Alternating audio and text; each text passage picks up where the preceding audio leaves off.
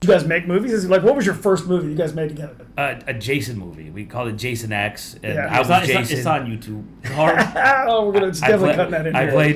I played Jason, and that was the first thing we saved up years for this camera, the Sony VX2000, and that was the first thing we shot. The VX2000 was a workhorse camera. Yeah, it lasted years. Yeah. They shot Jackass on it. Right. Okay. Yeah, Right. it looked Was horrible. that before or after there was like a Sony PD150 that became like the documentary camera? That came out. I think that came out before. Sony PD. Okay. Oh, I know it came out after. Yeah. Came out after. Sony PD150 was more expensive because it had XLR inputs. Right. And everyone was at the time. People were shooting in PAL to give it like a filmic look. With a 25 frame. Yeah. Right. Yeah, that was a mistake Yeah. we made. Right, Yeah, right. we didn't have that. We had NTSC. Yeah, we should have How ordered would the you PAL know? version. How would you know? So the movement had the Yeah. video look, Right, which right. I fucking hate, by the way. The feature we made in college called Determinism, and that got released Netflix streaming. We had it back when it came out, like 2013 on Netflix.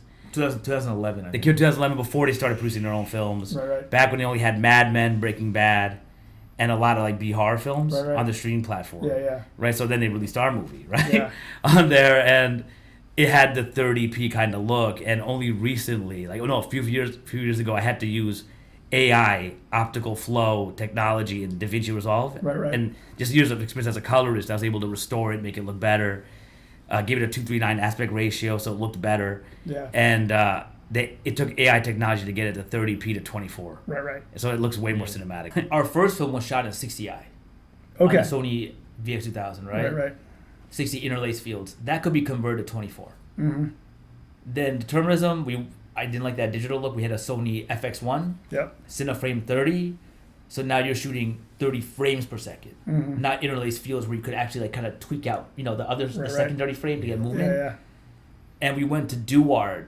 We actually met with Duard to see how could we do it like a 24. Yeah, Duard Right. shut down. It is shut down. I used to spend a lot of time over at Duart, and Erwin Young was the guy who ran that place. Yeah, It was, I met him. amazing. I met him, He- yeah. He was always there. Super cool guy. And his brother was a filmmaker. So they were, Robert Young, who made some amazing films, from, the 60s on. But he made, a bunch of films, and then his brother was running the lab because their dad was an editor who started Duart. And then, that place was amazing. And they did a lot of digital transfers and intermediates and all that kind of stuff for years. Like the stuff that passed through Duart is just, Oh, yeah, the legacy of that Yeah. place. It wasn't a good. 55th Street. It wasn't a good meeting though, because then they said Right. like, listen, you guys can't shoot 30p. If you just kept the camera basic with 60, It would have been, We it could would have been easier to convert extract that. it, right? Yeah. you can't do it with 30p. Now with Yeah. AI you could do it, Right. but it's still not perfect. You see squiggly lines. It took like months. I had to cut out very strange frames Right. because everything was Yeah. like one frame we warped. Right. So I had to go in there manually and cut out those frames That's after putting it through optical flow. Right. And optical flow was created to basically make a smooth motion out of post-pro slow-mo. Okay. So when you let's say you shot it like just regular frame rate, then you would use optical flow and you would slow it down in post and use optical flow to basically make the slow motion smooth. And I've been seeing that a lot in a lot of TV shows now. So let's talk about just like your background as colorist and what you do for a living. Well, the original dream was to be a writer director. Yeah. That was the original dream, but there's not much money in it, and there's no shortage of directors Right. and writers, right? But as like an indie filmmaker, Yeah. you have to do a lot of different You have to things. do other Right. things to Yeah. survive. You can't just be like, I'm a director, I'm directing. Yeah, you unless, can't do- yeah, unless you so have mommy and daddy paying for it all. Yeah. He was a rich kid, Yeah. but we showed. We went to an IFP event, Okay. and I met a producer named Mike S. Ryan, and he produced Junebug. Right. And Amy Adams got nominated for the I remember Oscar for that. We got the trailer for that. Yeah, and Yeah. met him, got along right away. Really cool guy. And then we sent him our movie Determinism on DVD. He saw it. He wanted to he wanted to produce a movie that me and my brother could direct, Right.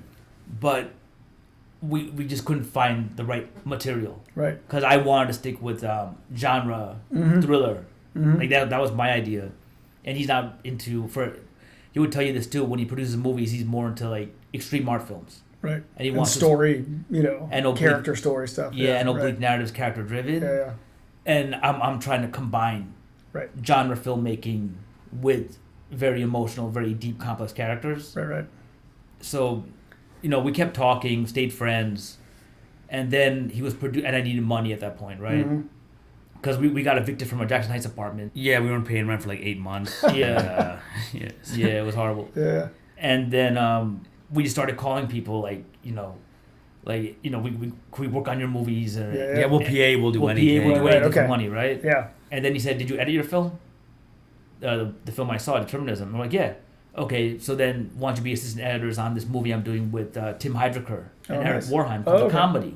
Oh, okay. We got the Yeah. trailer for that too. Yeah. I was PAing on another movie, and I said Tim and Eric, and Yeah. I wasn't familiar with their work, Right. and the people were like, "Oh man, Tim and Eric's awesome show was great," and then I got excited about, okay, cool, I get to work on this movie with these two really interesting, kind of strange, Comedian. kind of underground guys that came really out of Yeah, nowhere. yeah. They remind me Philly, of, we yeah. were talking about the Chair Company. It's kind of like, That It is like comedy, that. there, like that kind of Kiss in the Hall, yep. very raw, pure. Even a Second City, remember the sketch Totally. comedy Yeah, show? yeah. They were great. It's Yeah. very raw, kind of strange comedy. Also, Tom Green show.